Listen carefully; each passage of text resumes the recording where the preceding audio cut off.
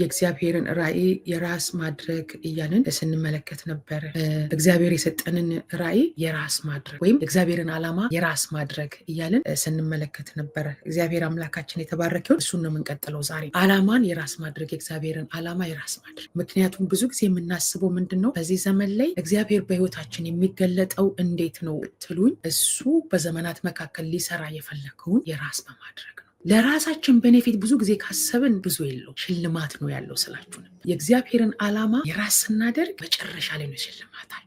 እዚህ ላይ ይታይ ይችላል። እዚህ ቫልዩ አድ ላይ ይደረግበት ይችላል። ብዙ ላታዩት ይችላል። ብዙ ኢምፕረስ ላትደረጉ ትችላላችሁ። ብዙም ቴንኪው ላትቀበሉ ትችላላችሁ። ብዙዎችም ላያመሰግናችሁ ይችላል።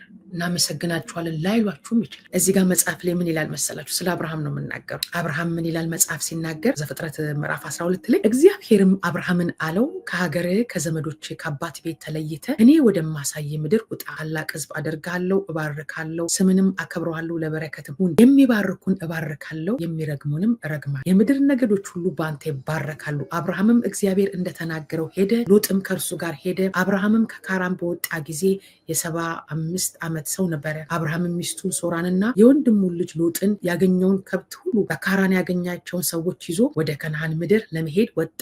ወደ ከነዓን ምድር ገቡ። አብርሃምም እስከ ሴኬም ስፍራ እስከ ሞሬ የአድባር ዛፍ ድረስ በምድር አለፈ። የከነዓንም ሰዎች በዚያ ጊዜ በምድሩ ነበሩ። እግዚአብሔርም ለአብርሃም ተገለጠለትና ይችን ምድር ለዘርህ እሰጣለሁ አለው። እርሱም ለተገለጠለት ለእግዚአብሔር በዛ መሰዊያን ሰራ። ከዚያም በቤቴል ምስራቅ ወዳለው ተራራ ወጣ።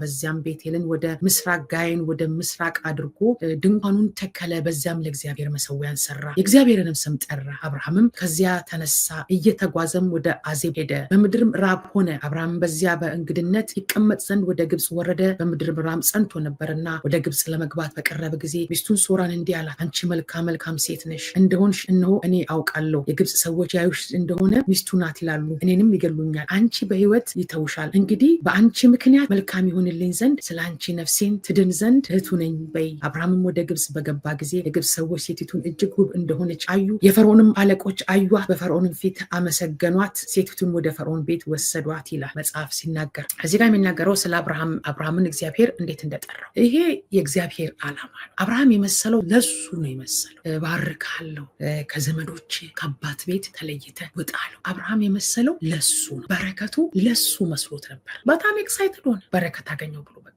ለካስ ጉዳዩ የእግዚአብሔር ዓላማ ነው እንጂ የሱ አልነበር የመሰለው። ከእግዚአብሔር ጋር ራሱ የሚሟገተው እግዚአብሔር የተናገረው ለሱ መስሎት ነው። የእግዚአብሔር ዓላማ እናንተ ብዙ ቤኔፊት የምታደርጉበት አይደለም፣ እንደውም ብዙ የምትከስሩበት ሊሆን ይችላል። ብዙዎችን ኢምፕረስ ላያደርግ ይችላል ንግግሬ ዛሬ። ምክንያቱም በመስዋዕት ነው ያለፉት። ኢየሱስ በመስዋዕት ነው ያለፉ። አባቶቻችን በመስዋዕት ነው ያለፉ። ብዙ መስዋዕትነት አለ። የእግዚአብሔርን ዓላማ ስትይዙ ብዙ የምትጥሉት ነገር አለ፣ ብዙ ዋጋ ያስከፍላል። እንደዛ ሲሆን አተርፍበታለሁ ብላችሁ ካሰባችሁ ማትረፊያችሁ እግዚአብሔርን መምሰል ማትረፊያ ነው። ሽልማታችሁ እላይ ነው ያለው። የእግዚአብሔርን አለዛ ነው ዓላማ የምንሞትለትና የምንኖርለት ነው የምንለው። ለዛ ዓላማ ብዙ እናንተ ምድር ላይ ቤኔፊት የምታደርጉበት አይደለም። የተወሰነ ነገር ቤኔፊት ታደርጉ ትችላል፣ ግን ብዙ ሰማይ የነ ፖልን ህይወት ስትመለከቱ መጽሐፍን ስፔሻሊ ኒው ቴስታመንት ስትመለከቱ ምንም አይነት ነገር ቤኔፊት አታዩ። የምድር ነገር የእግዚአብሔር ዓላማ ለዛ ነው የተፈጠራችሁበት ዓላማ። እኛ ደግሞ የተፈጠረልን አለ ይሄ ምድር ላይ ያለ እሱን እኔና እናንተ ለፍተን የምናገኘው በላብ ጥረግረህ ብላ ስለተባለ በላባችን ጥረን ክረን የምናገኘው ሰርተን የምናገኘው። የእግዚአብሔር ዓላማ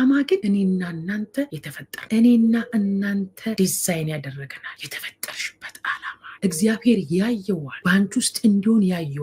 በአንተ ውስጥ እንዲሆን ያየው አለ እግዚአብሔር። ያ እንዲፈጸም ነው የሚፈልገው። አብርሃም የመሰለው እንደዛ ነው። ስለዚህ እንደዚህ ያለው ከዚህ ነገር በኋላ የእግዚአብሔር ቃል በራእይ ወደ አብርሃም መጣ እንዲህም ሲል፣ አብርሃም ሆይ አትፍራ፣ እኔ ለአንተ ጋሻ ነኝ፣ ዋጋህም እጅግ ታላቅ ነው አለው። ምዕራፍ 15 ላይ አለውና ዋጋህም እጅግ ታላቅ ነው። አብርሃምም አቤቱ እግዚአብሔር ሆይ ምንን ትሰጠኛለህ? እኔም ያለ ልጅ እየሄድኩ የቤቴ መጋቢ የደማስቆ ሰው ኤሌዘር ነው አለው። አብርሃምም ለእኔ ዘር አልሰጠኝም፣ እነሆ በቤቴ የተወለደው ሰው ይወርሰኛል አለ። እነሆ እግዚአብሔር ቃል እንዲህ ሲል መጣለት፣ ይህ አይወርስም፣ ነገር ግን ከጉልበት የሚወጣው ይወርሳል። ወደ ሜዳ አውጣውና ወደ ሰማይ ተመልከት፣ ከዋክብት ልትቆጥራቸው ትችላለህ እንደሆነ ቁጠር አለው። ዘርህን እንደዚህ ይሆናል አለው። አብርሃምም እግዚአብሔርን አመነ፣ ጽድቅም ሆኖ ተቆጠረ። ልትቆጥር ትችላለህ? ምን አለ? በቤቴ ያለ እሱ ነው የሚወርስ እና ለኔ ምን ትሰጠኛል? የእግዚአብሔር ዓላማ ገና ጀምሮ በህይወታችን ገና እግዚአብሔር መስራት ሲጀምር እንደዚህ አይነት ብዥ ያለ ነገር ውስጥ ነው የምንገባው። ከዛ ዓላማው ያንተ አይደለም። እኔ የጠራሁህ የኔን ዓላማ በአንተ ውስጥ ልፈጽም ነው። ዓላማው ያንተ አይደለም። ዓላማዬን ግን በአንተ ውስጥ ፈጽማል። ልጅ አልሰጠኝም። ይኸው በቤቴ ያለው ባሪያ ሊወርሰኝ ነው። እሱ አይወርስክም አለው። እርሱ አይወርስም አለው። የሚወርስን እኔ እነግርሃለሁ። እሱ አይወርስክም። የሚወርሰው ከወገብ የሚወጣው ነው አለው። ግን አይመስልም እንደዛ። በጣም ውስጡ ተናወጠ፣ ውስጡ ራደ። እግዚአብሔር የተናገረ ሌላ፣ እኔ የምኖረው ሌላ። ይኸው እነሱ ልጅ በልጅ ናቸው ገረዶች። እንደገና ደግሞ ይሄው ነው ከኔ ቀጥሎ ያለው ባሪያዬ ነው። እሱ ነው የሚወርሰኝ ማለት ነው። ማን ነው የሚወርሰኝ? ይህን ሁሉ በረከት ሰጥቶ እግዚአብሔር እባርካለሁ ብሎ የምድርን በረከት ሁሉ ሰጥቶታል። ተባርኳል። አብርሃም መውረስ የሚፈልገው አለ። የሚወርሰኝ እሱ ነው አለ። በቃ ከኔ በኋላ ያለውን ሀብቴን የሚወርሰው ከምድር ጋር የተያያዘ ነገር አይደለም አለው። ይሄ የሰማይ አጀንዳ ነው። ይሄ የእግዚአብሔር ሀሳብ ነው አለው። ፎርጌት ኢት ነቲንግ ቱ ዱ ከምድር ጋር ነው። ከምድር ጋር የተገናኘ ነገር አይደለም።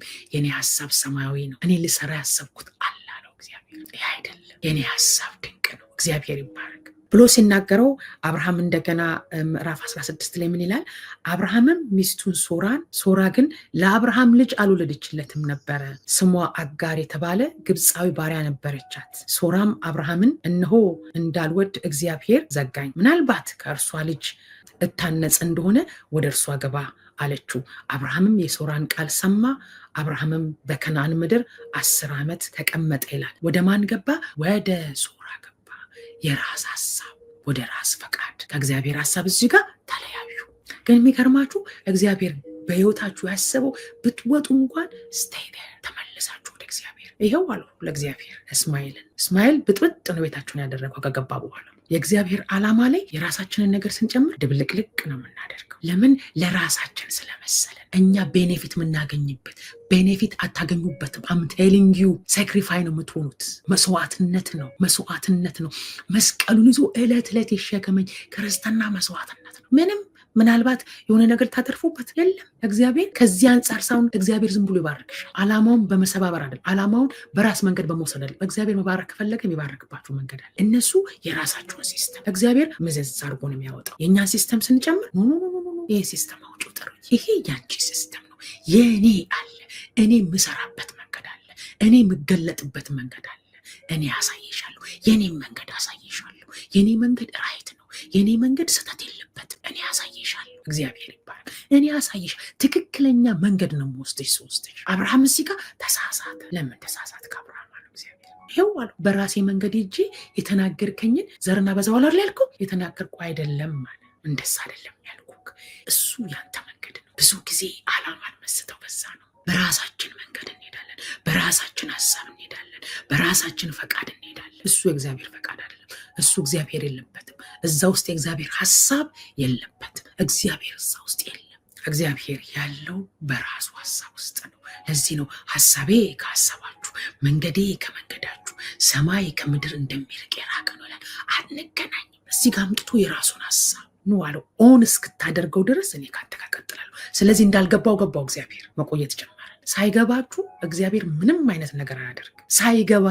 ሳይገባችሁ የእግዚአብሔርን ነገር መሸከም የምትችሉበት አቅም እስኪመጣ ድረስ አብርሃም ስንቴ ነው መሰዊያ ሰራኛ? ስናነበው ራሱ አሁን ከዘፍጥረት ምዕራፍ 12 ጀምረን እስከ 16 እንደው አለፍ ያን ስናየው ስንቴ መሰዊያን ሰራ ይላል። ተገለጠለት ለእግዚአብሔር መሰዊያን ሰራ ይላል። ስንቴ መሰዊያን ሰራ፣ ስንቴ ለእግዚአብሔር ኮሚኒኬሽን። የሰማይ ሀሳብ ወደ ልቡ እየፈሰሰ ነው።